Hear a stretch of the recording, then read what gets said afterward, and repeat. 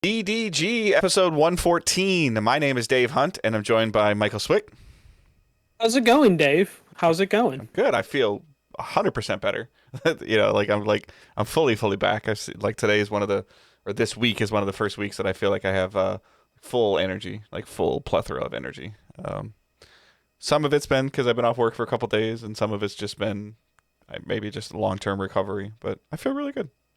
And you're boosted now, Yeah, so yeah. you had to recover from the boost as well. So Yeah, I feel like I got worse from the booster than I did from having COVID. But hey, your immune system has taken a hell of a beating the last 3 weeks. yeah, might as well get it all over and done with.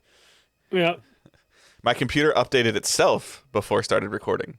Smart ass Wyatt. good. Yeah, the streaming PC updated itself last week's recording. The gaming PC, which is what Michael is on, when I came downstairs today, was all updated. So best part is I'm too lazy to splice those videos together, so that video is just gonna die on Twitch. Yeah. So we are Digital Days Gaming. We are a weekly podcast that posts every Thursday morning on podcast services around the world. You can watch us live on Twitch, twitch.tv/Digital Days Gaming, where you can sub if you want. We're a Twitch affiliate. Many of you have done that. Some of you haven't. It helps. If you want to, please do. If you don't, that's fine too. All of the other social stuff, Facebook group, Discord, Patreon, is all linked in the show notes. And we are definitely kicking off 2022 with some really bland and boring news. Like, we have nothing to talk about today. So it's going to be a really short show. Yeah. Let's start slow and stay slow. All right, first bit of news. God of War on Steam launched last week. Not surprising, critical reviews, fantastic, because it was fantastically reviewed on the PS4. Shocking. But specifically, it's a technical success. It's their best port that they've done to PC. It was revealed that it's been in development for 2 years, so not that they didn't take time with the previous ones, but it seemed like they learned a lot from the last ports they've done, so this one was the best to start. And it reached #1 on Steam and had a concurrent player count of 70K, which beat Horizon and Days Gone by 20K. So at one point there was 73,000 people playing. So a huge success. It's the highest PlayStation game has achieved on PC, both critically, technical wise, and then with the Steam sales as well. And that doesn't include the Epic Game sales. I don't know if they released charts for Epic Games, but I'm assuming it did well over there it did well over there like it did on Steam. So unsurprising, this just shows you that this will probably be the path, but they have the studios now that they can make it not a 4-year wait in between games, but probably not day and date anytime soon. And I think that the conversation during development will be existing also now of hey, if we do this, we might have a harder time porting to PC, or if we do it this way, it might be easier to port to PC. I think, will that impact development directly? No, but I still think it'll be a conversation of future, of future development decisions on any Sony property. And then, as expected, as with the PS5's architecture being so close to a PC, it'll probably be even easier for a PS5 only game to get ported. Yeah, I mean, systematically. PS5 is a mid-level PC, yeah. So it's perfect entry level, as opposed to PS4, which was a low-tier PC. Right. They would have to port up. Now they have something in the middle between high and low that they can work from. So, do you see they keep finding success? They see people want to buy this. Do you see that window becoming shorter in between when it launches and when on PC? Yeah, I do see the window becoming shorter. I see, but I also see the demand over time starting to partially, in my opinion, starting to dwindle, because for a long time, you couldn't, some of the stuff that they did in Days Gone, and they didn't with the the FOV slider, the field of view and stuff, that wasn't possible on the PS4, and we're definitely seeing that more on the PS5. So I think in terms of things that you can only get on a PC version that you couldn't get on a PlayStation version, those lines are being blurred as well. So, but I also think that depending on the systems that they're putting in the games, this does nothing but help growth. These 3 games doing good is not a surprise. Horizon, Days Gone, and God of War. God of War doing the best of all three is not a surprise either, because God of War was winning multiple companies' websites Game of the Year. So there was a lot of people that are like, I heard that was a really great game, and I don't own a PlayStation. Now I can play it. Versus like people with Horizon are like, hey, it's good. Like, don't get me wrong, Horizon's a great game, but it wasn't based on when it came out in like February or March of the year it came out. It wasn't the same year as Zelda. Yeah. Like, it didn't help. Yeah, that it Zelda wasn't in the overshined conversation it. from that. I'm not saying that's right. I'm not saying that's wrong. But any games that come out, unless they are of God of War's tier, which, let's be honest, Horizon's storytelling, from my understanding, is not as great as God of War's is. Now there's plenty of things that are positive about Horizon with combat, and then Days Gone's gone through its ups and downs and waves with what it's been. It'll be super interesting. I think that the one that I'm super fascinated about statistically would be Uncharted, because that's like a marquee, like top tier franchise of multiple years. God of War is up there with it, like and the bar has been raised with this God of War game. But like Nathan Drake, Uncharted, the movie, all the stuff that's going to be going out with it, it's going to be in people's memory, like front and center. But I don't think there's as much love for Uncharted as there is for God of War. Mostly because God of War has been is a franchise that's been around longer. So I wouldn't be surprised if Uncharted underperforms compared to God of War, just because God of War is like a gigantic marquee franchise. But it's going to be interesting to see where exactly it's going to place. Is there really people that want to play the Uncharted games on PC? I'm not saying there's no market for that, but Right. like, at least in my mind, it's like God of War is a top tier franchise. Uncharted's right below it. Horizon, because it's a newer IP, is number 3, and Days Gone, of course, is last place, but still a fine game. But yeah, Uncharted is going to be interesting to see. I'm still kind of sad they didn't do like the whole Nathan Drake collection. Yeah. It's just 4 and Lost Legacy, which I think will hurt it. Because Yeah. God of War was technically a reboot. This is like, you don't really have to have played the previous ones to understand it. You will get a better understanding of things going on, but you don't have to do it. Versus, here's the 4th game of the installment of a great story arc over all 4 games. I agree with you. And then Lost Legacy is kind of like this branch that sticks off. Like, it's, again, like you would have to, like, in order to understand who Chloe, I think you'd have to play 3 to really understand 2. Okay. Yeah. So like Nadine, you just need 4. Right. But like Chloe, you need 2 and up. Yeah. So, I mean, there's definitely some interesting things like, and I feel like at this point in time with the upgrades that the the Uncharted Legacy, whatever it's called, Nathan Drake collection has had, bringing it to PC would probably be fairly easy and inexpensive. Well, maybe inexpensive, but it's just, is the work worth it? Yeah. Like if they're putting all that content out, because then they would have to probably bundle all 6 games or 5 games into one package. Financially, that might not make enough sense. But then releasing 2 $60 products on PC might make even less sense. I so think they're just like, let's just go with the best of the best. Similar to what we just talked about, though, I think that part of the reason why this is Uncharted 4 is coming to PC is because they're doing the PS5 remake or remastering or whatever. So like, they were just like, we did this work. Yeah. So like, a we little can more. we can just do this and it'll work. So Yeah. like that's super interesting. So like it'll be cool to see. Like I still haven't finished Lost Legacy just because I got to like the big open world, not open world, but open main hub, and I kind of stopped. So because that's not what I want from an Uncharted game. So I was actually like, as someone who's replaying all the Uncharted games right now, like I just finished 1. I really liked Lost Legacy because it felt like such a different experience. But I can totally see why, if you want an Uncharted experience, it's different enough that they might not quite fit those needs. But I almost felt like Uncharted 4 was just a little too bloated with the hour count. So playing like Lost Legacy being like an 8-hour game was like perfect for me. Yeah. And I think my love for Uncharted 4 has to do with the connection that my wife and I have with the game, of her investment into the story, and then, kind of like wrapping it as they did. So yeah.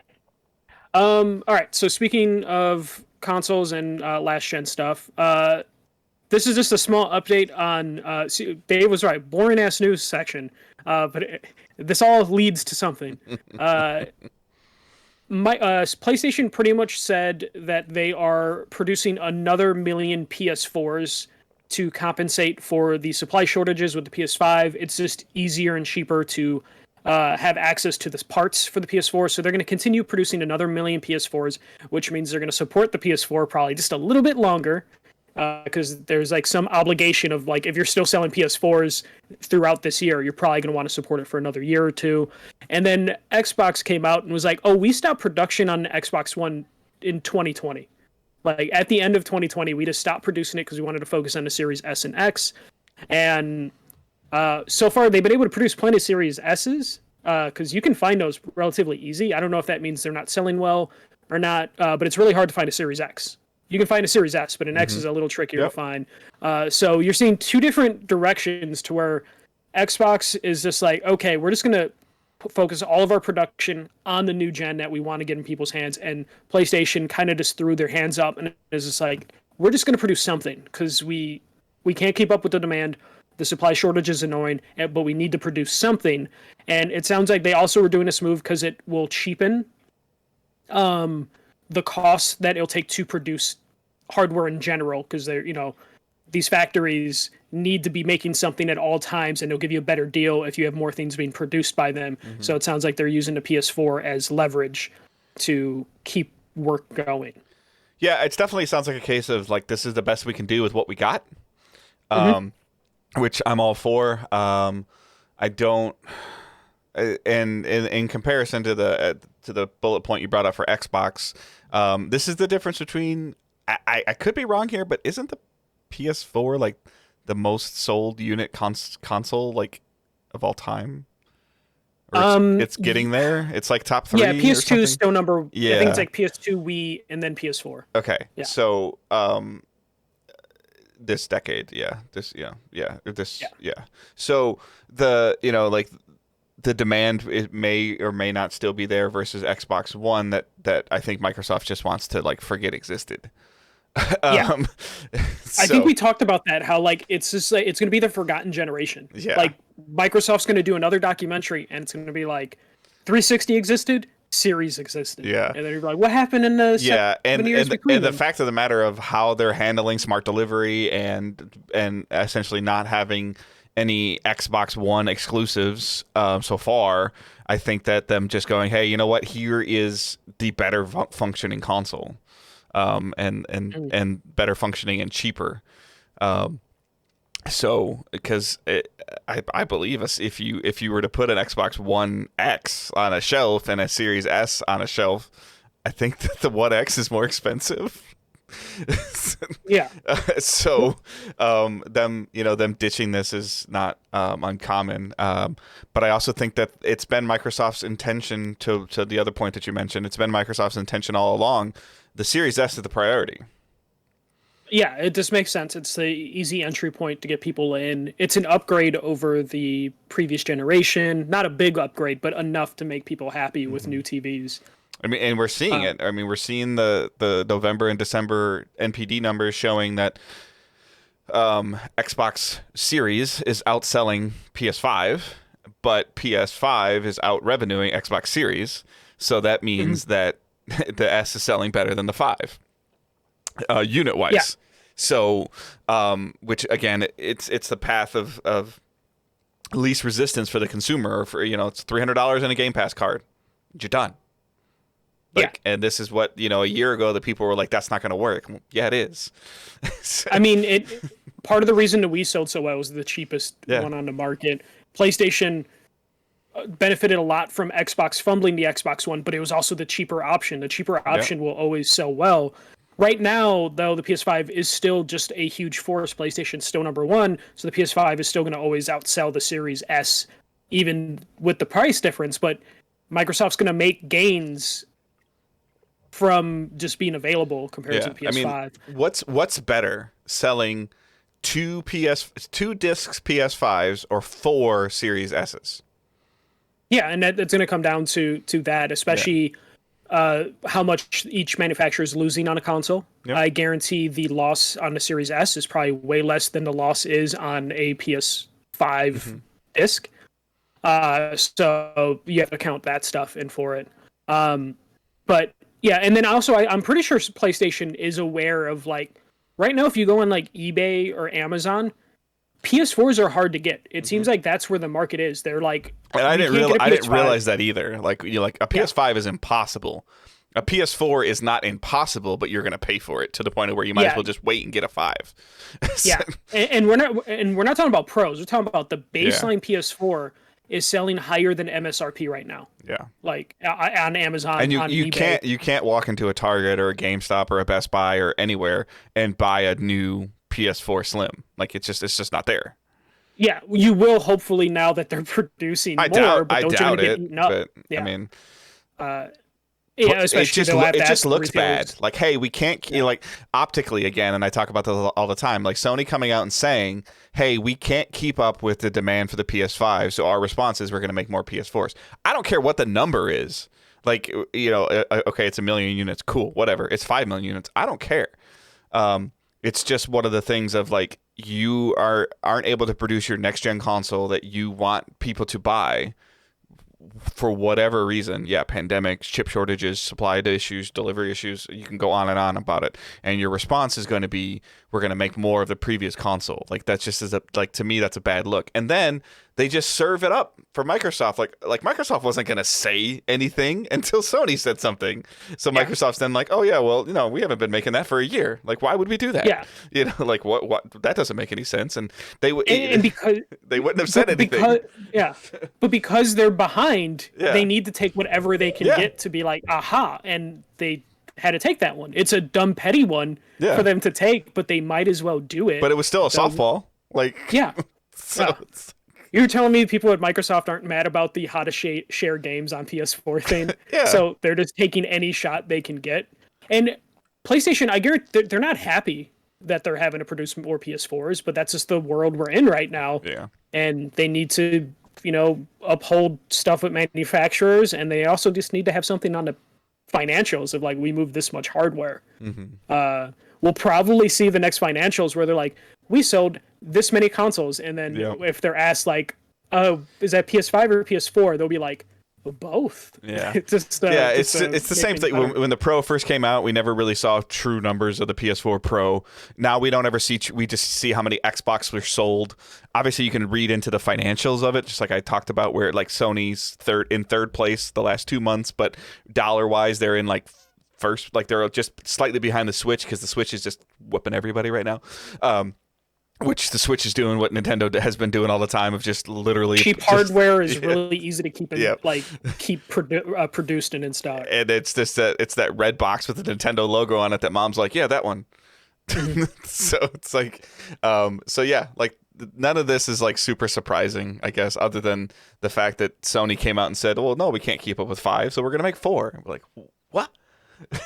Yeah. Like, why? Like, I get why, but why say it? Like. Yeah. More Sony news. This was making the rounds, though people forgot this happened in the US last year. Sony has pulled the PS Now cards in Europe, so no, you can no longer buy individual memberships for PS Now in Europe. You can still buy them directly from the console, but there will be no cards in the store. So they moved them from Europe this year, and they did the same move last year in the US. People are assuming this means the Project Spartacus is coming sooner. No. I do think this is a confirmation that they are doing something this year with their subscription. I think they are. Not because of this. No, not because this is something you would do before you do that, though. They're not doing it because of this. But they pulled all the Uncharted digital cards and the God of War digital cards, and they said buy PSN cards. So they want you to have they want you to have a balance on your PSN wallet. They want you to have to take the card, go to the store, not just type the code in. They want you to buy something and then see that you have a $5. This is gift card 101. No, I know, but this specifically, I think they are planning to do something with PS Now and PS Plus this year. And honestly, of the companies, this makes sense for them to do. Because do you really think they can handle juggling like, okay, we got to convert this PS Now membership into a PS Plus membership? They're gonna have to do that anyways, because anybody that's invested in PS Now buys it when it's on sale, like you do with PS Plus, and does all that other stuff. Like they're gonna have to. I know, and I have a feeling that's gonna be a fucking mess. Yeah, no, because it's not gonna be as. So they're just trying to cut it off as soon as they can with like, let's let's get rid of these now cards. No one might be buying them because most people are just buying it directly from their console. So why have this in a store? Why create market confusion when in 3 months we're going to be like combining now PS Now and PS I think Plus they're together? tired of the code redemption crap. Like, No, that literally does not. but I think that I it. just think that people are going and they're buying a car, or like a PSN card, and for $50 and because like the denominations of the PSN cards have changed too. Yeah. Like, not even on their website. Expensive. Even on the PSN store, I don't think you can buy. I don't think you can add custom PSN funds anymore. Like, you can't go in and purchase like $47.84 on PSN cards. It has to be in the denominations of like 10, 25, 50. But they've also fixed it to where you can just buy the exact amount for the game that you want. Like, you'll just charge your card the exact amount. Yeah, it'll charge your card the exact amount because you're on this. Yeah. But I'm saying you can't like the denominations of the PSN gift cards are, or of purchasing 10, funds on 25, PSNs 50, are built to keep a balance. Yeah, I still think this is them like clearing out the now stuff to like ease up on potential market confusion. Just because it has to be confusing for some people having like PlayStation denomination cards, PlayStation Plus cards, and then PS Now cards. People probably, to your point, just pick up the denomination card because it's just like, fuck it, I'll just use this and then we'll figure it out when I'm on the console itself. Yeah. But I think it also helps with market confusion if they do launch this thing in spring, which I think will happen just because they need to do something with Now. I don't know if it's going to be the stuff people are hoping it is, like the Game Pass competitor, because I don't think they can do that. I just feel like this is similar to what like Apple did a couple years ago, where they stopped doing like iTunes and Apple, like where like people customers were confused, like because wasn't it like Apple Music and then Apple, like there was like you could buy different cards that did different things at one point in time? I think it all dipped straight into the iTunes library, but it was weird having multiple cards that just dipped into the same thing. You would look at a display and you'd see like 4 Apple cards and you wouldn't know what they were for. Like, I mean, you could read them, but you could accidentally pick up the wrong one, and then you give it to your kid or your friend as a gift, and like, oh, I don't buy music on my Apple thing. I use Pandora or whatever. And and it's an Apple Music card versus like I want a card to play Angry Birds, to buy like a Well, I think they just did a thing where they were just labeling the cards. They were all the same thing, but they labeled them different to where it was very confusing. And people were like, "Oh, you're out of music cards." Like, no, just buy the other one because it's the same fucking thing. But it's like for anybody. Like when I worked for Foot Locker, like, oh, you don't have any like Foot Locker gift cards. Like, no, sorry, we're sold out of them. But you can have this one with like the Nike logo on it. Oh no, they're gonna think it's a Nike store. Well, it says Foot Locker on it. Like the stuff that confuses a consumer is just fascinating. But this is why you would remove the PS Now cards. Just get rid of that confusion. Fine. It's 20% for whatever Project Spartacus is. It's 80% for customer ease of use. I would agree with that. Yeah. I still think Project Spartacus will be something. I just don't think it's going to be the Game Pass competitor, especially when we get to this next story. What the fuck do you put on a Game Pass competitor at this point? All right, so this happened this morning. I don't know how you found out. This is like... I was asleep, and your text that said "wow" to me is what because when you text me, when you or Angela or somebody text me, it's a different notification than if like my boss texts me or like my coworkers text me. I have a cooler ringtone than Angela, right? I don't use ringtones. My phone's never on loud, so it's always on. But it goes so, and then usually when you typically say something like "wow," it's usually either followed up with like a picture or a link. And I was up a little late. The previous little later than normal. So I was kind of just sleeping in. And it was also like Angela went to work and Owen went to school and Jonathan's gone and Zoe's gone. So like nobody was home. It was just me and the dog. So I was just asleep. and then I didn't see really what you were talking about. And then I opened up Twitter and I was like, what the? So I was asleep. So we're talking about has Microsoft purchased Activision Blizzard for $68.7 billion. I found out because Sarah, like, she wakes up earlier than me because she, has to like log in to work from home. And she's like, Michael, Activision was just bought by Microsoft. And I'm like, bullshit, that's a fake tweet. And then I just looked and I'm like, holy shit. Especially because she said Activision was bought for $70 billion. I was just like, what? Like, there was very much like what the fuck is happening? So Microsoft aka Xbox, now owns the following properties: Call of Duty, World of Warcraft, Overwatch, Diablo, StarCraft, Spyro, Crash Bandicoot, Candy Crush, Guitar Hero, Skylanders, a bunch of other stuff that they could easily do stuff with. They also now own Activision Publishing, Blizzard Development, Infinity Ward, Sledgehammer Games, Ravensoft, Treyarch, Toys for Bob, Keen Entertainment, and other studios. They now have more than 30 studios in the Xbox brand. Thoughts on just that part before we get into more of the technical parts? Like, holy shit! Yeah, it's definitely one of those like. We had been speculating, and it sounded like something big was coming from Microsoft, and I think we all were like, "Well, it can't be Activision." We predicted this. We joked about this a couple weeks ago when Microsoft was like, "We're going to reevaluate their relationship with Activision," and I think you joked they're just going to buy them, or I joked they're just going to buy them. We should find that clip. Somebody should find that clip. Yeah. We laughed it off like that's impossible. So it'll never happen. The first part, just before we get into some of the other mumbo jumbo that I think is super interesting, is like, I hope this stops the Call of Duty train. I think we're gonna move away from the 3-studio Call of Duty. That's what I'm hoping. Like I'm hoping, like the first thing I want, like Phil Spencer to say when the acquisition is done is like, we are reopening Vicarious Vision, and they are working on this. Like they're working on Tony Hawk. Yeah, or what? Like I'm just saying, like the other part that like first came to mind is that Microsoft is a mega corp, like mega corp. Like obviously we all know that they're over $2 trillion in value now. They took advantage of a wounded lion. Mm-hmm. Like Activision is very, very wounded right now. Activision Blizzard is very, very wounded. And I think the board probably looked at this and goes, you know what? Let's just get out while we can. Yeah. And I don't want to get into like we've talked about some of the stuff. If you're interested in or not, Activision as a company needed a facelift, and this is plastic surgery.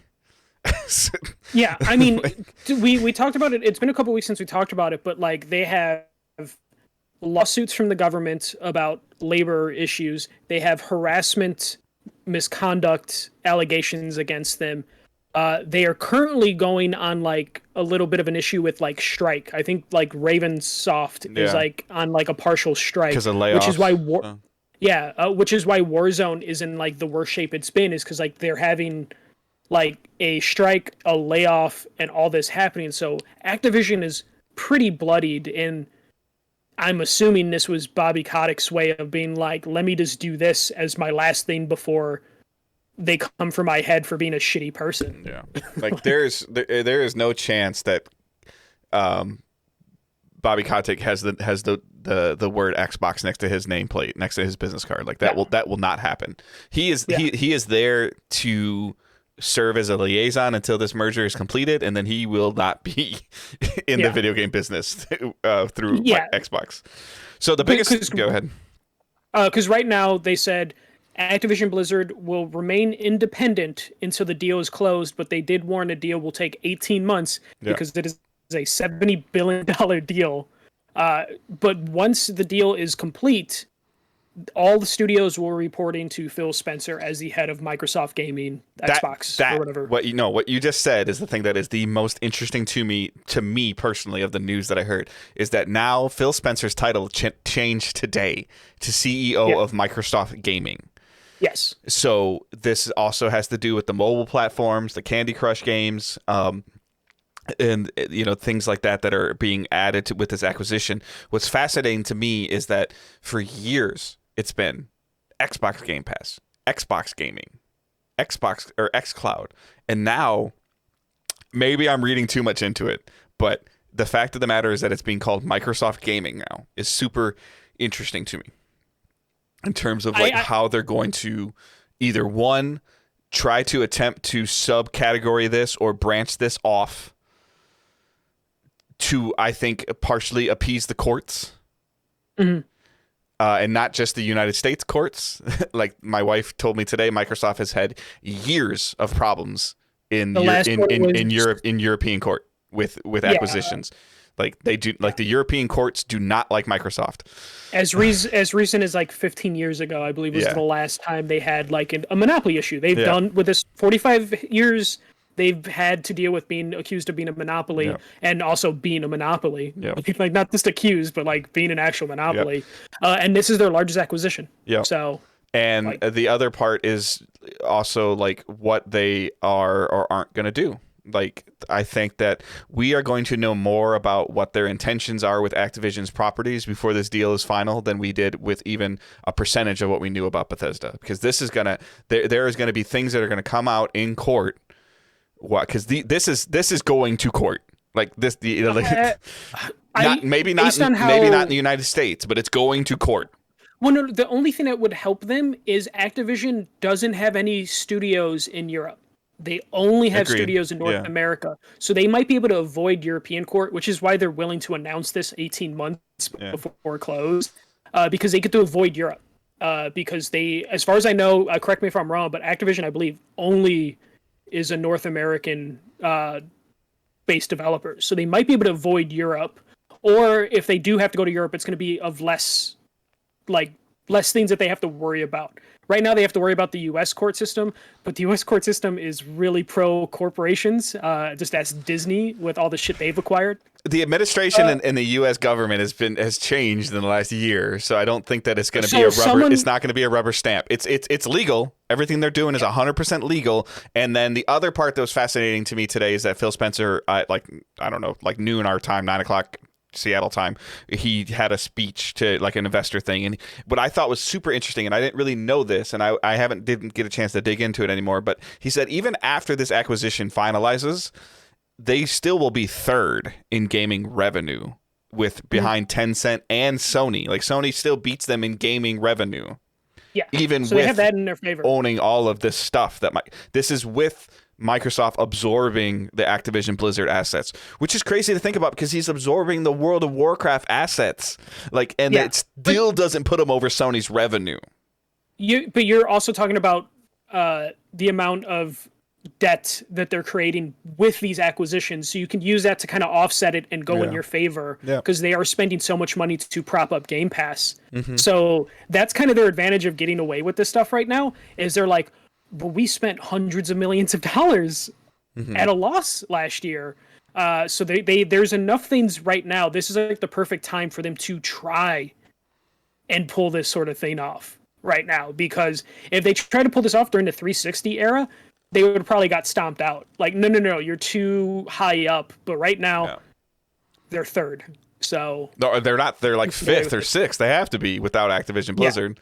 So now, but now with Activision, they get pumped up. And then I think the other part that will save them and make it go through is that you're gonna hear so much about xCloud now, so much, and they're gonna use that as another if they are going to eliminate PlayStation as a platform for any of these properties that you just listed, which that's up in the air.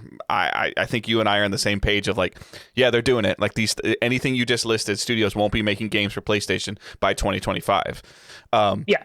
So I think that you and I are on the same page with that. That's an assumption that you just confirmed. But I think that them saying, well, we're not putting it out on PlayStation or Nintendo. But we are going to let it, here's our thing, here's our app that I've been talking about that's going to work on Fire Sticks and Rokus and, whatever other smart television, Android TV devices, Apple TV, all this stuff. And our cloud service works on iPad or on Apple and works on, Samsung and all these things of that's where I think they're going to be able to just tell the courts here's this tech. It's beyond a console platform. But then they can also say because they have a track record of offering Nintendo Game Pass, let us put Game Pass on Nintendo, and Nintendo was like, fuck out of here. They can possibly use that of we're offering up our Game Pass services to our competitors if they want to have us on their platform. They could probably use that a little bit.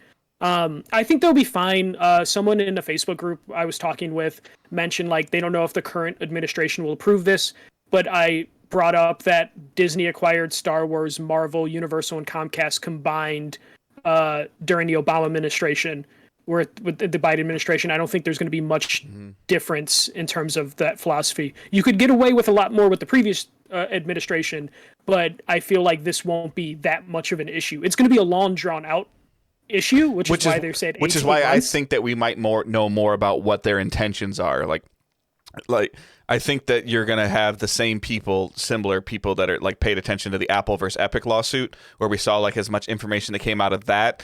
Not that this is a lawsuit, but I think that there is going to be court records that are like, hey, this xCloud, like we're going to find out about the xCloud app or whatever it is because of this acquisition.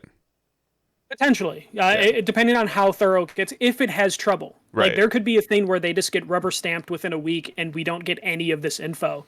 I will say it's the largest tech acquisition though. So like, and I think it's going to garner a lot of eyes on it that don't understand gaming.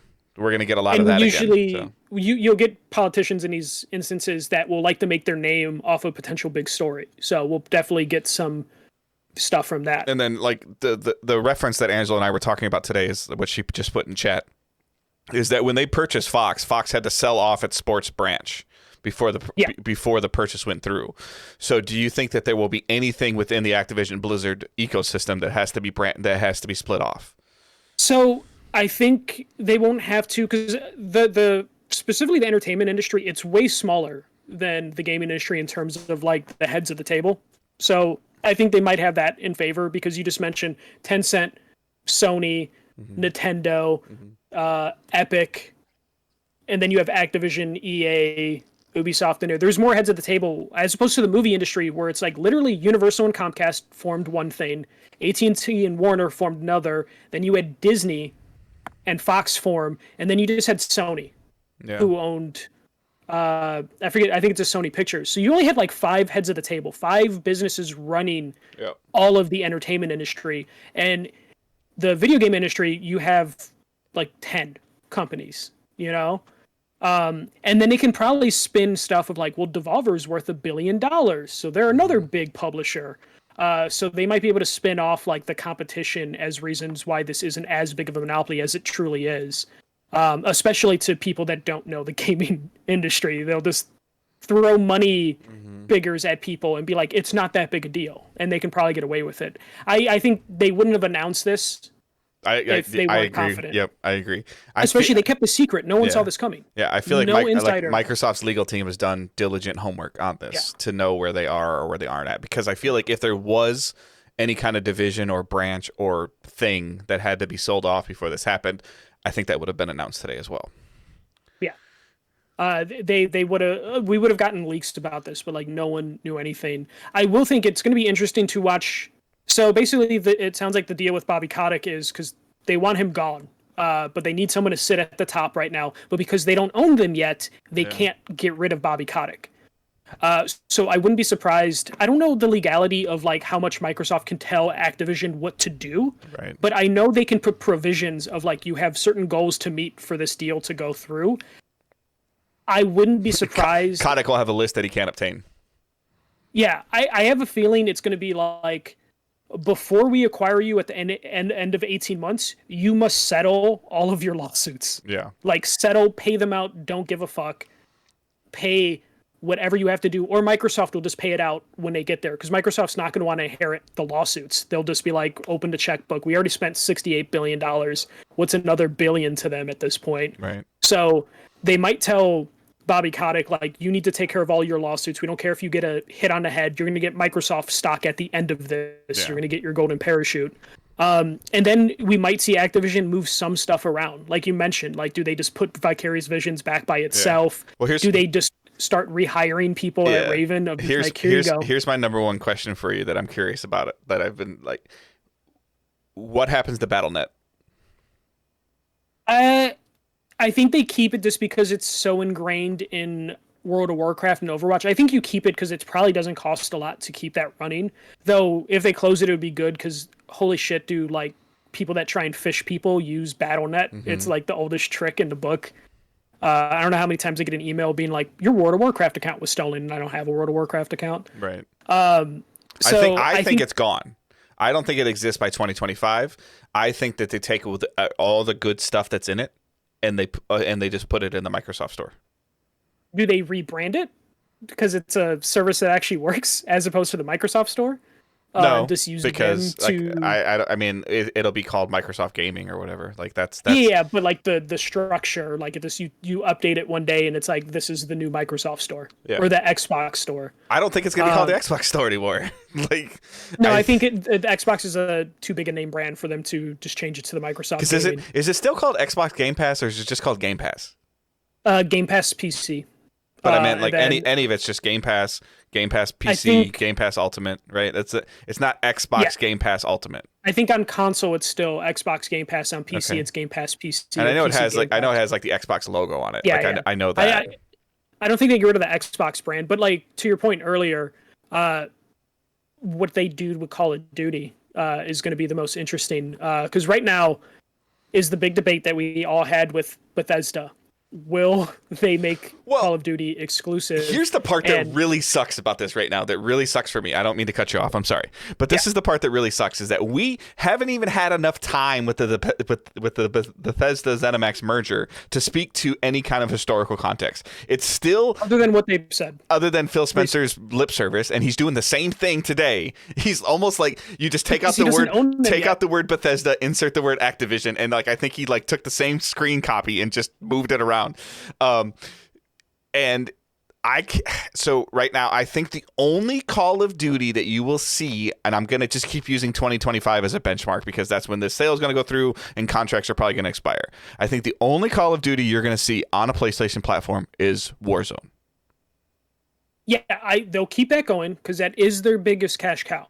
Warzone, I think, will forever be multi-platform because I think that will be their like 10-year platform, and it just makes sense. It's free to play. Like it, why wouldn't they do that? But if they inherently change how Call of Duty is developed, which I believe that they will, that will become a PC, Xbox, Game Pass exclusive. Like yes, that is what. The Call of Duty that comes out in 2025, that is what that will be. And the reason I think that they can get away with that is because of PC. The thing that people are forgetting the most is that PC wins this console war every time. Every single time. PlayStation is not the majority of the player base for Call of Duty. They are the majority of the console player base, but if it's 35-40% PlayStation and it's 25% Xbox, it's the rest of the percent that I can't add in my head right now, PC, to equal 100. So between PC and Xbox, it's over 50%. And they want the Game Pass subscriptions. They want you to buy it. I don't see the next fully inherited, developed with Phil Spencer running Activision being on PlayStation. Yeah, the way I see it, you'll get your multi-platform game Call of Duty this year because it's already mostly done for the most part. You'll see next year's Call of Duty be multi-platform because it's 18 months until this deal closes. And then maybe the 2024 one, since they are on like a 3 studio cycle. So 2024, 2025 will probably be the last multi-platform one before they make it exclusive. And then also have to rethink their stuff because at a certain point, if you're Microsoft, are you going to want your Call of Duty game to compete with your Fallout game? To or compete your with your Halo game? Yeah, like they have to balance that, and that's going to mean Overwatch. Spreading stuff out.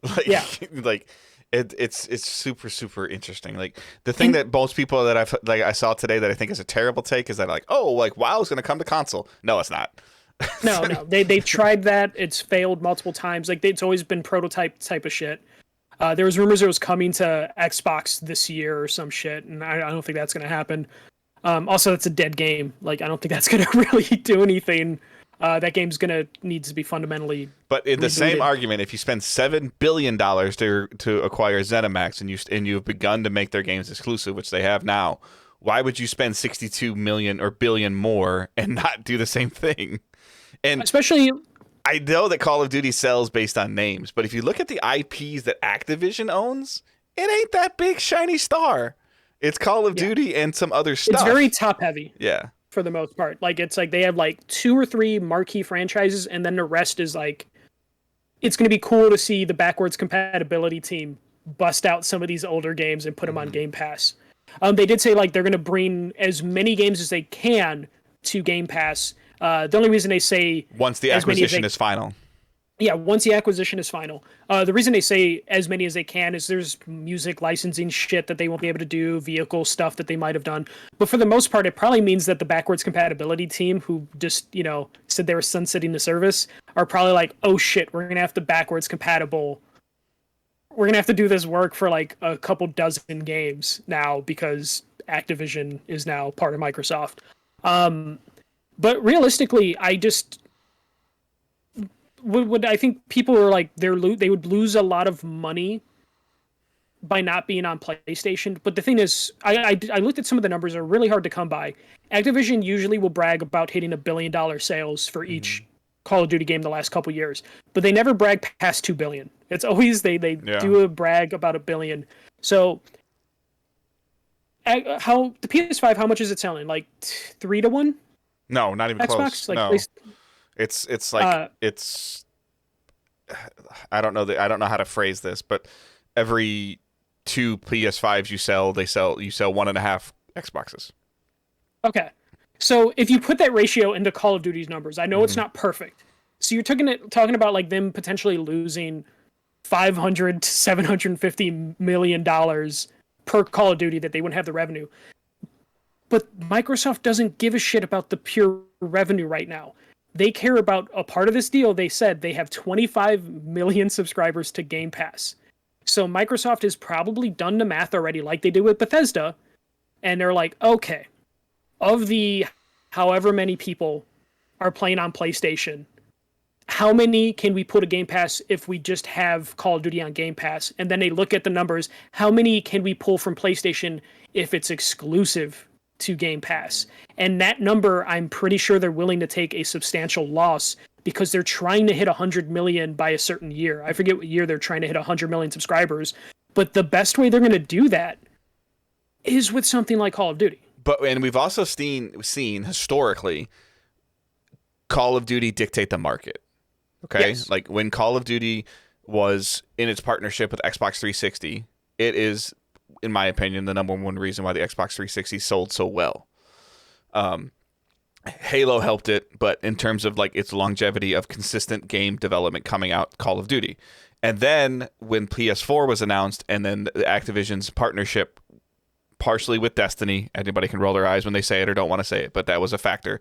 And that I'm sure that Destiny package deal had something to do with Call of Duty as well.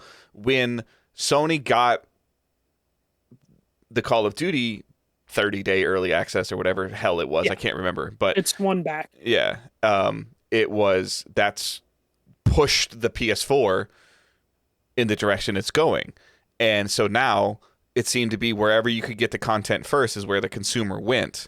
Right now, nothing has forced a, and I hate using this term, but it's the best way for me to explain this. Nothing has forced a Call of Duty bro to get a PS5 or an Xbox Series yet. Nothing. Yeah. So other than the built-in friends that they No, I'm saying nothing PS4, has forced that consumer to upgrade because the games are still coming out to prior gen consoles. So, when they have to make this decision to upgrade soon, because Call of Duty will draw the line in the sand, whether they're owned by Microsoft or not. In the next one, next year's Call of Duty is probably going to be PS5 and Series only, right? Yeah, I would imagine, because I believe that's how the last one was. So that's going to force that will force the consumer to make the decision of what console to buy, and if they know that Activision that Xbox is purchasing Activision, I'm sorry, they're buying an Xbox, whether it's an S or an X. And it might not be this year because it won't be on Game Pass right away. And I'm sure there's some. This is the only game that these guys buy.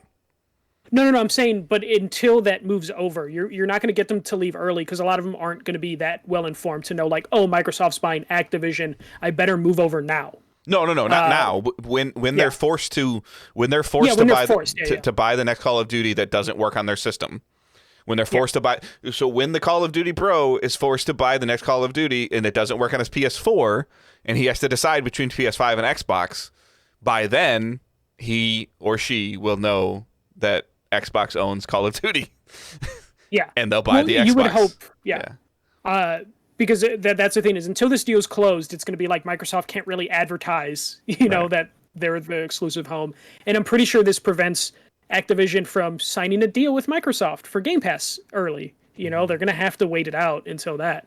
But yeah, like you're completely right. Once they force that option, then you'll see the Game Pass numbers tick up, which again, I know people hate us talking about Game Pass, but that's what Microsoft's plan is right now, is they want to be the Netflix of games, and 25 million subscribers isn't the Netflix of games. If you're that, Game Pass only cost $1 a month guy, that's fine. They're still making $25 million a month. And it doesn't only cost $1. And another aspect of this is because you're bringing in all of Activision, it means they can probably cut less deals with third-party developers because they're bringing in this Activision library on top of their Bethesda library, on top of their Xbox Studios library. The indie dev's gonna go, hey Microsoft, hello, hey, can we just like pay you to put our game on here, please? not to that extent, but like their library is going to increase exponentially because they're going to, because of what they already have and own. And the other thing that jumped in my head was like, everybody's like, I don't like Game Pass because I don't own my games. The more companies that they purchase and own, the bigger their guaranteed library gets. Like, you're not going to hear about Spyro coming off of Game Pass unless some weird music licensing shit happens. Forza had to be taken down because they don't have licenses for the music or the cars anymore. But it was replaced by another Forza. The newer Forza. Yeah, and they'll just rotate those out. But what I think is going to happen is they're going to force those people to just move over to Game Pass, or buy this app, or play it on the cloud. Yeah, like they don't care about selling consoles. Yeah, exactly. They just want to. They don't increase care subscribers. about selling consoles. They want to sell you a controller and a subscription. And I know you were half joking on Twitter today, but I also think it's a valid point. Okay, Sony, you want Call of Duty on your platform? Put Game Pass on your platform. Yeah, though, and that will probably be something that they bring up when they're like in court of like, we're offering Game Pass to our competitors. How are we a monopoly if we're offering our services to them? Sony already allows Apple on their platform, and you have to pay to have that. They allow Netflix on their platform. You have to pay to access that. Yeah, you're like, why? And we're offering them Xbox Game Pass, and they're saying no, and you're telling us now we have to release our game on their platform? We're already offering to release our service on their platform, and they're declining. Which includes our game. Yeah. So it's like... I think what this will lead to, like, I in terms of what I was talking about with Microsoft will then deal with less third parties, it probably means that they're not going to go to Square Enix and pull another Outriders, or they're not going to go to Warner Brothers and do a Back for Blood deal. Or if they do, it's going to be substantially lower than previous deals were, because their first party library is now so substantial and never changing. And now they have the user base. They're not going to need MLB The Show and Back for Blood to hope to increase the user base. Like, the user base is going to be increasing exponentially to where they're going to go to them and be like, I don't know, I'm just talking about rough numbers. Like, hey, we're thinking, you guys give us $5 million, we'll give you our game for Game Pass. And the Microsoft's like, well, our user base is over 50 million now, and so our data shows this, and that blah blah blah blah blah. Like, we're gonna offer you 2.2 million, and you can have your game on Game Pass. Because they're in the driver's seat now versus before, a year ago, 2 years ago, where it was like 9 months ago with Outriders, where does Outriders need Game Pass or does Game Pass need Outriders? Exactly. And that's going to change to where games need Game Pass.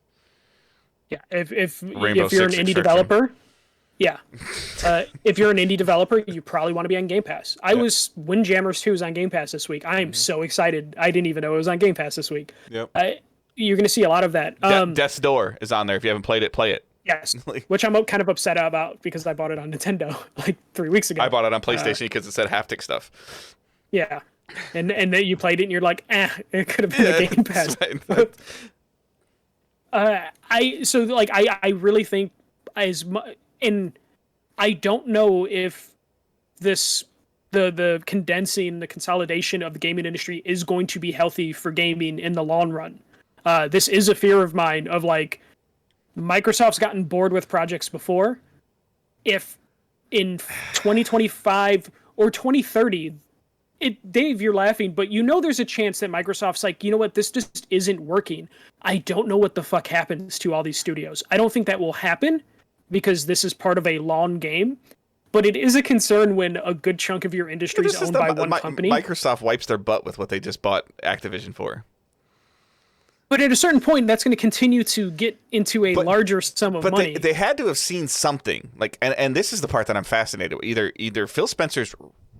Excuse me, you guys know I don't do this much. Either Phil Spencer's a really fucking good salesman, or they're seeing something, not necessarily return on investment, but they're seeing something increasing with the Bethesda acquisition for them to go, okay, yep, we're all in. Got one more. We're all in. Yeah. Like, we're all in. And he's like, you know, like, and is it the CEO, that Cicada person? Is it, you know, does Phil have her ear? I think it's a she. I'm sorry if it's not. But there's got to be something that the board is seeing from Spencer or from stats or from data that's like, okay, yep, sure, let's just open the checkbook again. Them seeing stuff and what the actual results will be can be completely different things, though, and that's a fear that I have that 5-10 years down the road, they're like, shit, this didn't work out, or it didn't work out as well as we thought. Let's start consolidating stuff. They'll sell it off. Like they'll start ripping it off piece by piece.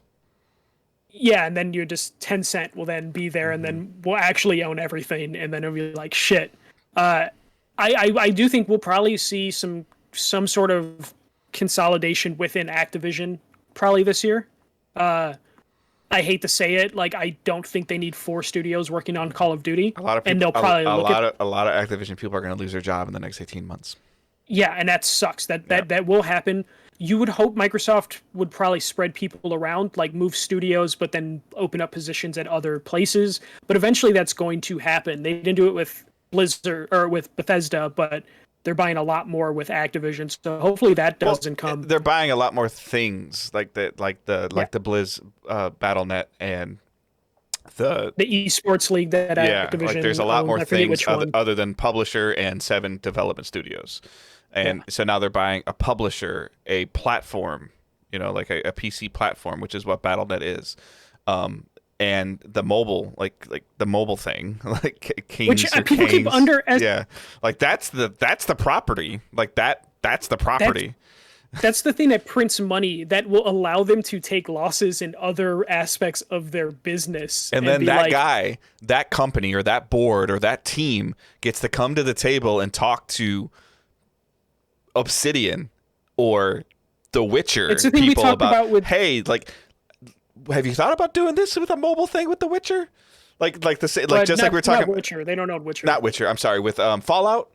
Like, Fallout, hey, we saw this other Fallout game that you guys did, and it did all right. It was successful. It was cute. But what about like, you know, like let's play with, like, you know, let's take the floaters off and let's go in the deeper water. 3. Yeah, like.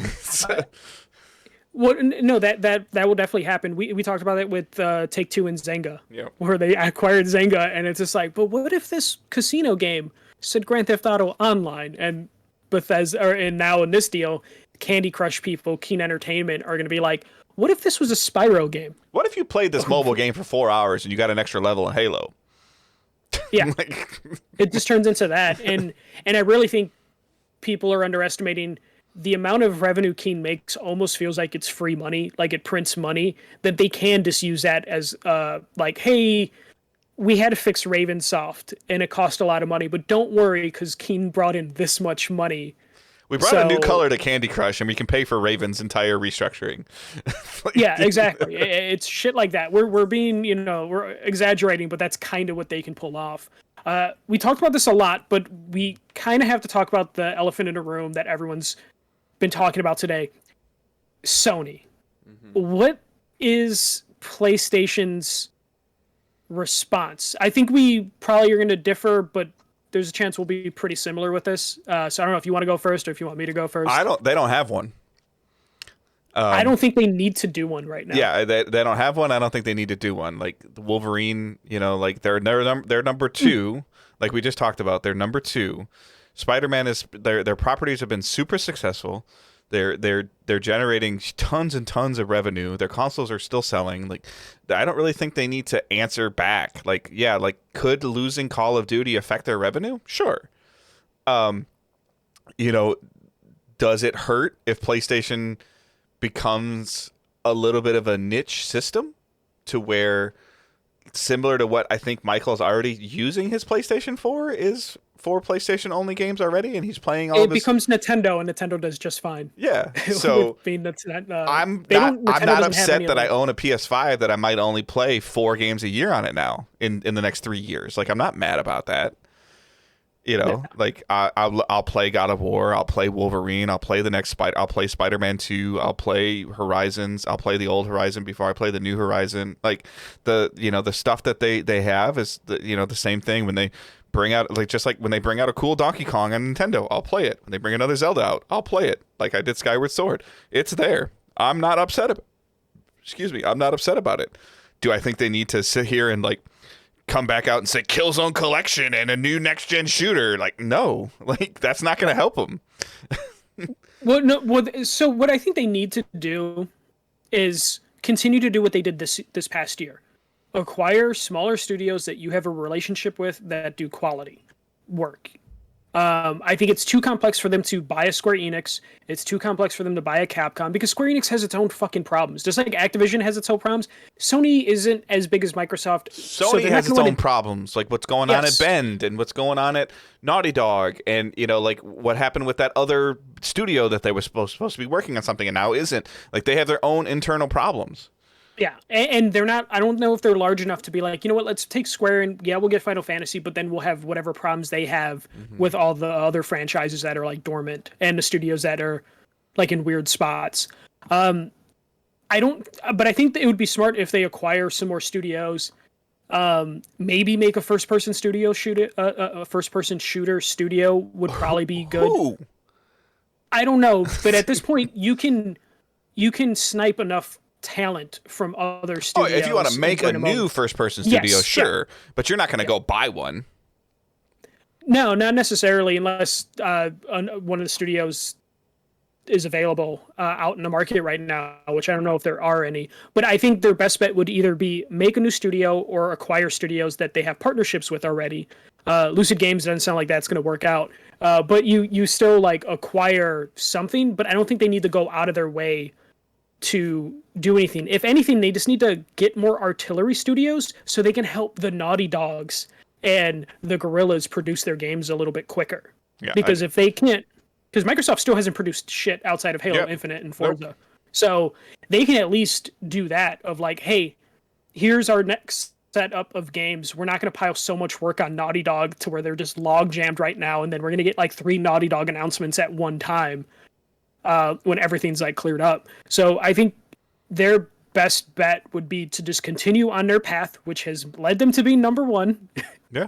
And just kind of do tunnel vision like Nintendo. Nintendo acquired like 2 studios last year. No one talked about it because of the studios that they partner with. And then once you're acquired by Nintendo, you're just Nintendo. Yeah. Like you lose your name for the most part. So they just need to do what they're currently doing, which has led them to be number one. I did think of something. I think back to Sony's deal with Disney, where they basically allowed Tom Holland to be in the Disney films, and in exchange, they got to keep the Spider-Man IP, and then they also ended up getting the Spider-Man IP for video games. Now, what if, throwing this out there, what if Microsoft goes to Sony, and they're like, do you want Call of Duty on your platform still? And Sony's like, yes. And they're like, well, we would really like Spider-Man and Wolverine on our platforms too. Like, it's not going to equate money-wise, but Microsoft could be like, work with us. Like, we will still produce Call of Duty for your franchise. It won't cost us shit to do, really, because we already have these companies capable of doing it. Yeah. But you need to work with us. MLB The Show, this wasn't a one-off deal. We don't want to deal with MLB. We want to deal directly with you. Yep. And we need some of your IPs. Not all of your IPs, but those Marvel IPs would look really nice on Xbox. Mm-hmm. Maybe they can work on some sort of trade there because they've shown they've been able to work with a billion-dollar company before with Disney. Maybe they can work out a deal to where the Marvel games can come over and Call of Duty can stay on the PlayStation platform. I don't think that's like a crazy out of the realm of possibilities. I don't think it's that's going to happen, but but I think it's more likely than Sony announcing tomorrow that they bought Ubisoft or Warner Brothers. agreed. I think you'd see Game Pass on a PlayStation before you see that. Yeah. Because I just don't think Sony, and even in like, honestly, if Sony bought Ubisoft tomorrow, do you think Assassin's Creed is a PlayStation franchise? No, like I don't know if that does anything for PlayStation. Warner Brothers might be a decent pickup, but okay, Mortal Kombat comes over, and like the DC license, and then you just have DC and Marvel games on PlayStation exclusive. I don't know if there's a deal out there outside of Square Enix, but like we said, that's a whole other set of headaches. So I think Sony's good at staying pat. It does fuck up any of their pass if they were doing a Game Pass competitor, because it's like, who the fuck do you make deals with now to bring content over to your Game Pass? I could see more of them reaching a partnership with Square Enix or Capcom than an acquisition. They've already been doing. Right, like hey, we're here's similar to Final Fantasy 7 and 16. 7 and 16, yeah. Like it'll be something like that to where that you see more of a a partnership deal, an exclusivity deal, and stuff like that. But I don't think that they're going to. I don't think Sony wants Capcom or Square Enix. To your point. Yeah, in the chat, Billy brought up that they do have a multiplayer game, but I just don't know if it's a first-person shooter. It is. It's a first-person. It's a first-person competitive shooter. Sometimes, always monsters. The Destiny. Yeah, people, a whole bunch of former Destiny Bungie guys. Yeah. But we don't know anything. We don't know anything about that. We don't even know what that game is called. Just hopefully they don't fuck it up and slap a Killzone logo on top of it and be like, it's Killzone now. Because I don't know if they need that. I've seen a lot of people. They want. I think Greg Miller was tweeting out, "Good time to bring Resistance back. Good time to bring Killzone back. Good time to bring SOCOM back." And it's just like, no, it's not. Like they need a newer IP. I don't think converting SOCOM to a first-person shooter is going to work. I don't think Killzone or Resistance. I want a new Resistance game, but I think they're better off with a new IP at this point. That's not going to save them. Like that's not going to make the Call of Duty bros like easy. Like they need to think something out of the box to pull that. Hopefully it's not MAG again. Yeah, hopefully it's not MAG again. But yeah, MAG meets Fuse, game of the year. Zipper and Insomniac had a baby. But yeah, long story short, I don't think Sony needs to necessarily respond because they're already number one. But holy shit, was this big news, and that ended up taking like a majority of our podcast. Yeah. So we're gonna go through some of this other stuff really quick. Please, like any thoughts or things that you guys have, post them in the Facebook group, tweet them at us, send us emails, podcast at Discord. Yeah, Discord. Like the email is podcast@digitaldaysgaming.com. If you want to send us stuff, we can try to go over this. This will probably be some kind of a subject every 4 or 5 weeks, I would assume, as like Phil Spencer's going to say something, Kotick's going to say something, Sony's going to say something. Like this is going to be. There's a sports radio guy I listen to constantly in Detroit. That he's like, you know what, I root for radio, and today was a root for podcasting day. So, oh God, yeah. Like this is content for quite a while for us of any little headliner. Phil Spencer breathed on Kotick. Is he staying? Yeah. Kotick literally bought a golden parachute. Yeah, we're gonna get stuff like that over the next couple. We would love to see hear your guys' thoughts, your guys' feedback. As always, it's always appreciated. So quickly, like what's delayed? So now Microsoft has had to delay, right? Microsoft develops this game. They're helping publish it. Yeah. I don't think they're developing it. Stalker 2 has been delayed. I don't think it's okay, Lebetsky. I don't think it's a sad day. Like there's been talk about that already. Is this? And we can briefly touch on this. Is this bad for the industry? Potentially in the long run. I don't think anything bad right now. And we haven't seen any substantial damage from the Bethesda acquisition. Like we haven't seen them. We haven't seen a game. Positives from it or negatives from it. But like, is this going to be something where another set of eyes looks at what Activision and Blizzard has been doing from the development side and goes, hey, hold up a second. Let's not try to make the next FIFA. Like, let's just make something that's fun and successful. Like, that's What are the odds the CEO of EA saw this news and then just smashed a plate? Like, it could have been us. I ignored his call. Damn it. Damn, why did I send that call to voicemail when Phil called me last week? Yeah. So I don't necessarily think it's bad for the industry. I think I fear that in the next, if this something like this didn't happen, I think you missed us talking about if Sony were to buy Square or Capcom, which Michael and I don't think they will. But I think that the amount of trouble that Activision was in, or is currently in, could have been the detriment to them being gone, to Activision closing. Could have been really ugly. Yeah. Like to where Blizzard could have closed. Yeah.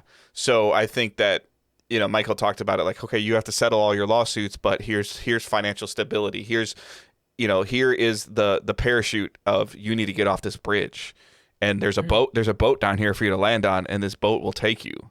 And it's a fucking aircraft carrier now, but it's gonna support you, and we're gonna figure this out, and you're gonna figure it out under the leadership of Phil Spencer, who has shown over the last couple of years that he can make some good choices. Like to your point, like, Bobby Kotick wasn't going away. He was still going to be in charge if this deal didn't happen. Now we know he will be gone in 18 months or sooner, depending on when this deal gets closed. And that is huge, because Bobby Kotick is like a really shitty person. So getting rid of him will be good. Yes, they're going to have to deal with him for 18 months, but he can't fuck up. Like, if he does anything wrong over the next 18 months, it could jeopardize the deal. Yeah. And that was what the board would be like, you know what, you're gone. Yeah. Like, the Activision board would be like, no, you're gone. Yeah. But yeah, no, but Lebetsky, they're not even like, yeah, you might be scared of what Sony feels they have to do, but like we just mentioned, and we're reacting to a little bit of Twitch chat, which we don't commonly do during the podcast, but Sony's still ahead of Microsoft, even with the Activision Blizzard acquisition. They're still beating them in revenue. So all this did was make the gap closer. It's Tencent, it's Sony, it's Microsoft, Bethesda, Blizzard, Activision. And maybe before this acquisition would go through, it was Tencent, Sony. I don't even know who was or wasn't third. Maybe it wasn't Activision, might have Blizzard. been Epic. Yeah, so this didn't even like move them. Move them up. Like, they're just kind of, it moved them up, but not enough to pass Sony. So I don't think that Sony has to react. And I put this in a Facebook group. There's still a chance that Activision or Call of Duty games become exclusive. It doesn't move the needle enough. And then Microsoft's like, the year after that, being like, Call of Duty's back on PlayStation, and then that becomes the best-selling Call of Duty of all time, because the PlayStation fan base is like hungry for it. Yeah. So there's a chance that, like, it's only a 1 or 2 year gap where Call of Duty's missing from PlayStation, and then they come back and then they get the hero points. It's like when Microsoft last year raised the price, and then 12 hours later they're like, and then they said like, oh, we're not going to raise the price, and people were calling them heroes. Like, they can pull that with Call of Duty, where they take it away and then are like, you know what, we like our fans, and then they give it back, and then everyone's like excited. But Stalker 2 is delayed from April 28th to December 8th now. That's after they said they were going to take the NFTs out. So maybe that's why they got delayed, because they made a stupid announcement. So then they had to undo that. Also, they announced the NFTs were villains, and then they said they're taking NFTs away, and then they became heroes again. It's amazing how that ends up working for companies. All right. Yeah. So what we're planning on watching, we're running a little long. Thankfully, I haven't played a whole lot, just because, like, going back to work, getting back into the swing of things, getting my daughter moved back into getting her moved back into the dorm, which my wife did, because Kentucky got like 8 inches of snow. So what we're planning on watching, Michael and I have both been playing Rainbow Six Extraction, and that's all you get for right now. It comes out Yeah. the day this podcast comes out. So keep an eye out for a little bit of streams. It's on Game Pass. Um, and if I believe it's crossplay. So if you're picking it up, know that Michael and I have it, and we can play the game with you. Yep. So that's where that is. And then today, Nobody Saves the World came out from Drinkbox Studio, which is the studio that did Guacamelee.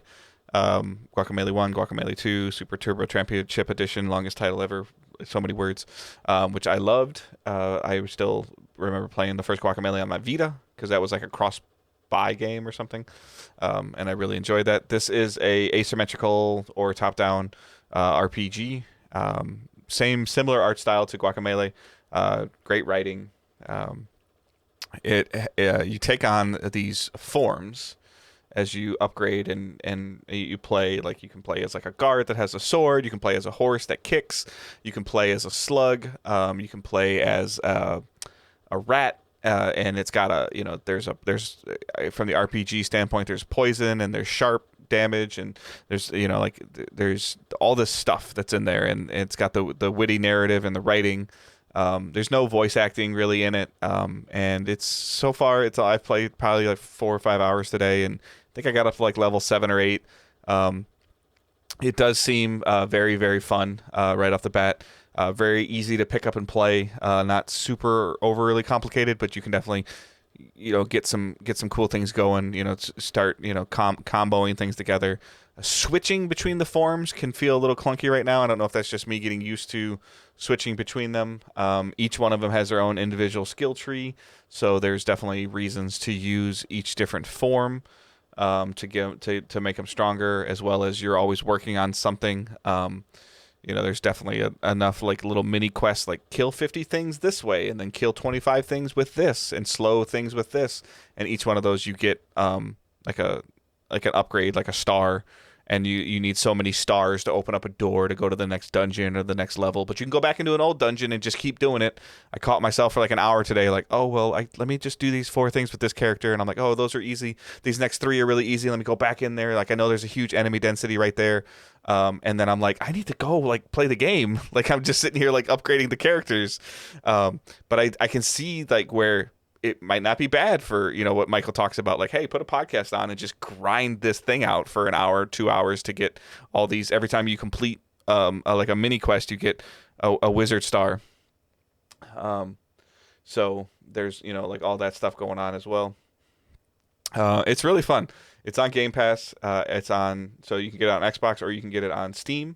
That's the only place that it's available right now. I don't know when it's coming to PlayStation or when it's coming to Switch. I think this game would be like amazing on the Switch. So like it's definitely really, really cool. Like I said, I love Drinkbox and I love Guacamelee games, and so far I'm enjoying this tremendously. It's definitely a game that I think I'm going to stream more. So with me getting the Xbox X, and my son decided not to take the S with him to his dorm this semester, I can bring the S down to the office and stream from that. So I can definitely see myself being able to stream a little bit more. I have been enjoying just kind of playing games on the big TV on the couch, but I know that you guys want to see us do a little bit more streaming, so that is something that I'm going to try to do at least once a week when I get a little bit, like I said, everybody going back to school, going back to work, going back to their dorms is kind of more like leveled everything out at home. So we can definitely get more into like a routine of where I can maybe have a little bit more dedicated gaming time. So yeah, and then I might return to streaming one day. Who knows? I watched a lot of football this weekend. I did get my booster on Saturday, so I watched a lot of football Saturday and on Sunday. I did. Angela and I watched. We caught up like on the show, like through Hulu, like one of the Nathan Fillion show. That seemed to be really good. We keep meaning to sit down and watch the final 2 episodes of Hawkeye, and we just haven't done it yet. So it's not a whole it was a lot of football for me, and my wife was pretty much gone the weekend because she was she took Zoe down to school and back in one day because Kentucky got a lot of snow. So that's it for that. So. For me, my last week started with someone. One of my friends for Christmas got me like an iFixit kit, so I've been just taking apart electronics the last week. So I thoroughly cleaned my PS3, which I never have taken it apart. Like I've took like literal parts of it off, like actually opened it up, moved the power supply, took the fan out, and did like a real thorough cleaning. Did some ISO alcohol on it just to make it all nice. So I've been playing a lot of PS3 stuff. For some reason, I wanted to play Pain and Savage Moon and Shatter. So I've been playing a bunch of random PS3 stuff because I still don't have access to my PS5 really during the evenings. So I've been playing a lot of PS3 stuff. I did play the Nathan Drake collection and beat the first Uncharted game. I forget how short that was, but that's gonna be like 7.5 hours, like 8 hours. So I ended up beating that in like 2 or 3 afternoons, which was nice. I was gonna actually like try and go for the platinum, but it was very grindy, so I'm just like, no, I'm not gonna do that. So I might start Uncharted 2 this week. For whatever reason, I've just been wanting to go through all of them. I played 1 and 2 several times, but I think I only played 3 one time because I didn't really like the way 3, the story, some of the story aspects and twists of 3 didn't really jive with me too well. So I'm really interested to go back to 3 and play it for the second time or first time since I first beat it when it came out. That was like the So first did game, that. like Uncharted 1 made that jump at a certain point in the game where it's like it went, like, oh, it's just like a treasure hunter, and then it went Supernatural, yeah. so, like it jumped like fast. It's like, Yeah, it to improve that, but then it had the same shitty final boss thing that the first one had, and then the third one, the supernatural link or twist was a little too much, and then the fourth one is like we're just not going to do supernatural stuff, and that's why I think the fourth one probably flows the best because it doesn't have that, but it doesn't have like the best like final boss battle either. So something Naughty Dog really needs to work I on remember with their Uncharted games. fighting I think the number 2 boss more than I do any of the 4 games.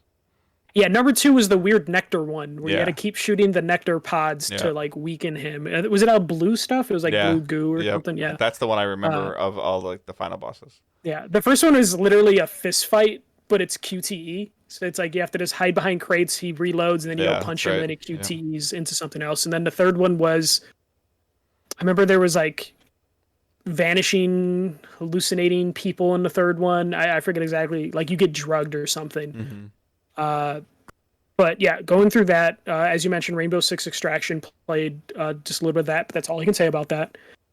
So that's kind of it for me. Like I did finally finish The Sopranos rewatch.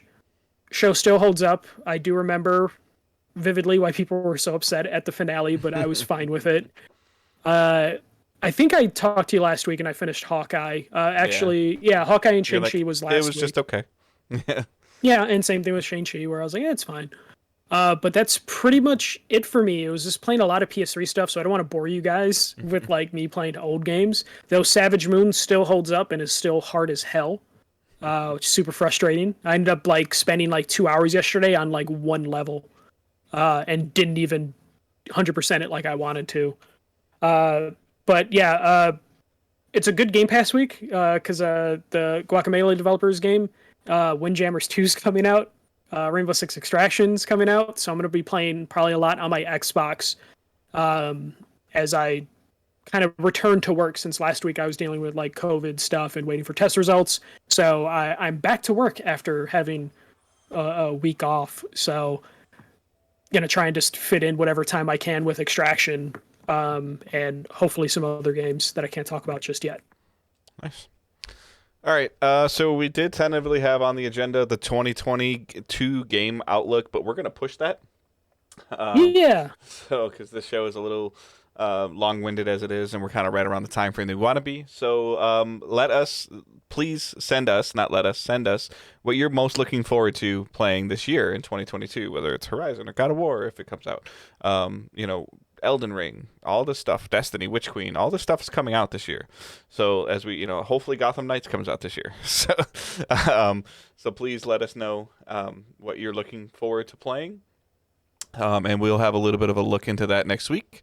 Because I also think that anybody that had any plans gaming-wise to release stuff this week, when they woke up this morning, that kind of just like ended. That was my favorite part is all the PR people I follow being like, hey, if you had a really shitty announcement, do Yeah. it now. Like get that bad news out of the way now. One that I think you and I both follow, I think literally said that she woke up to the Microsoft news and she ran to stop her press release from coming out like in 2 minutes. Yeah, 2 minutes before they were. Yeah, I saw so that. That she was cracked me like, up. so I'm curious to what that was about because if like, Yeah. you were announcing like a release date of a game or something like that, it would have got buried today. So, so we'll see where that is, and like I would hate to be the owner of a PR company that had plans for today, and just to see that and be like, we're gonna pump the brakes on this for a little bit. Yeah. So maybe we'll have some cool stuff to talk about next week. I'm sure that there's gonna be some more, Xbox Activision blurbs that come out. Jason Schreier said he picked the worst day to go on vacation. So, But then continued to tweet like Yep. insider information. his wife's probably like, dude. And he's like, but so but yeah, like please follow us on Twitter. Something else that we need to do a little bit better job is maybe tweeting at least something once a day that Michael and I have kind of not done very much with that main account. So the main account is at Digital Days Pod. Michael's is at the first MJC. Mine is at Good Dave Hunt. Facebook group, Discord server are linked in the show notes. Join those. Let's have a conversation about Xbox. I know Branham in Discord was like about 12 o'clock or 1 o'clock today started posting about it, and we're like, I'm like, yeah, man, there's a whole bunch of conversations going on in the Facebook group, so we need to kind of go back and forth a little bit. I know some people are not for Facebook, blah blah blah blah blah, but that's why we try to have available platforms for everybody. So, and then patreon.com/digitaldaysgaming. There's tiers there that you can read about and look at and support if you want to support. Other than that, I think that's all we got. So, Michael, you got anything else? No, just don't be a dick. Yeah, keep moving forward. Talk to you guys next week.